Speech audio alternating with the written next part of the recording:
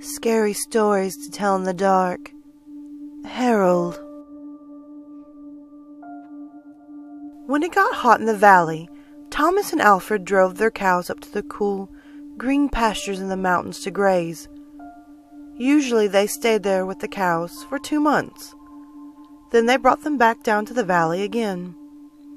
The work was easy enough, but oh, was it boring. All day the 2 men tended to their cows. At night they went back to the tiny hut where they lived. They ate supper and worked in the garden and went to sleep. It was always the same. Then Thomas had an idea that changed everything. "Let's make a doll the size of a man," he said. "It would be fun to make, and we could put it in the garden to scare away the birds." "It should look like Harold," Alfred said. Harold was a farmer they both hated. They made the doll out of old sacks stuffed with straw. They gave it a pointy nose, like Harold's, and tiny eyes like his as well. Then they added dark hair and a twisted frown. Of course, they also gave it Harold's name.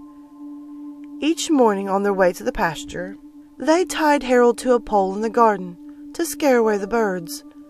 Each night they brought him inside so he wouldn't get ruined if it rained. When they were feeling playful, they would talk to him. One of them might say, "How are the vegetables going today, Harold?"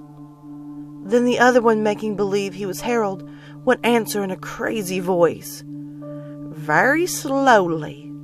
They both would laugh, but not Harold. Whenever something went wrong, they would take it out on Harold. They would curse him, even kick him or punch him.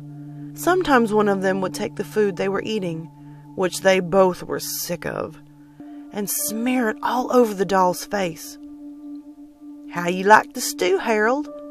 he would ask. "Well, you better eat it, or else." Then the 2 men would howl with laughter.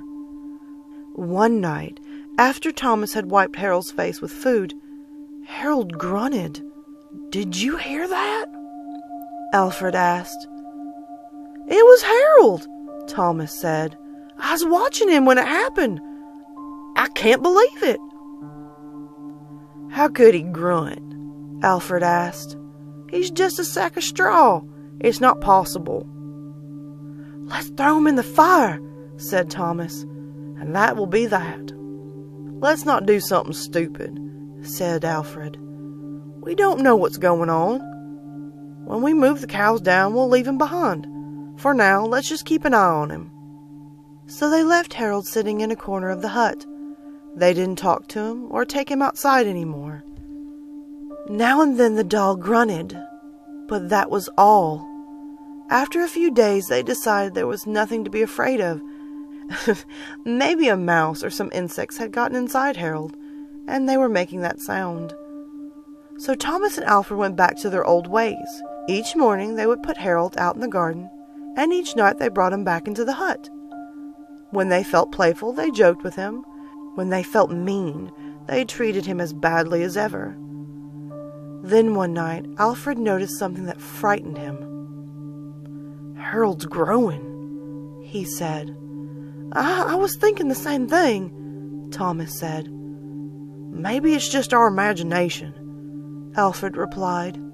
"We have been up here in the mountains too long." The next morning while they were eating, Harold stood up and walked out of the hut. He climbed up on the roof and trotted back and forth like a horse on its hind legs. All day and all night long he trotted like that. In the morning, Harold climbed down and stood in the far corner of the pasture.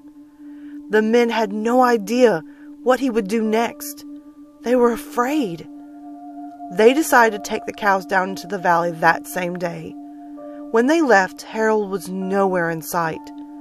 They felt they had escaped a great danger and began joking and singing. But when they had gone only a mile or two, they realized they had forgotten to bring the milking stools. Neither one wanted to go back for them, but the stools would cost a lot to replace. "There really ain't nothing to be afraid of," they told one another. "After all, what could a doll do?" They drew straws to see which one would go back. Unfortunately, it was Thomas. "I'll catch up with you later," he said, and Alfred walked on toward the valley. When Alfred came to a rise in the path, he looked back for Thomas. He did not see him anywhere, but he did see Harold. The doll was on the roof of the hut again. As Alfred watched, Harold kneeled and stretched out a bloody skin to dry in the sun.